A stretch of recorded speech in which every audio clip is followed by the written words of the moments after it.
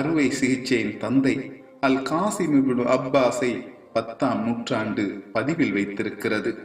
மருத்துவத்தால் மறுமைக்கு உழைத்த மாமனிதனை நினைவில் வைத்திருக்கிறது.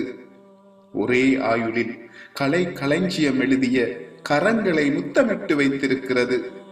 சீசரை அறிமுகம் செய்த சிந்தனையாளனை நெஞ்சில் நட்டி வைத்திருக்கிறது. காசிம் இப்னு அப்பாஸை காலம் காற்றில் எழுதி வைத்திருக்கிறது. ஜஹ்ராவியின் கிதாப் அல் தஃப்சீர் 500 ஆண்டுகள் ஐரோப்பாவின் பல்கலைக்கழக பாடத்திட்டமாய் படிக்கப்பட்டிருக்கிறது.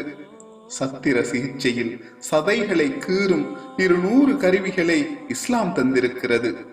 முள்முறிவு சிகிச்சைக்கு முதற் தீர்வு கண்டிருக்கிறது. ஈராக்கில் மனிதருக்கு மருத்துவமனை அறிமுகமாகிறது.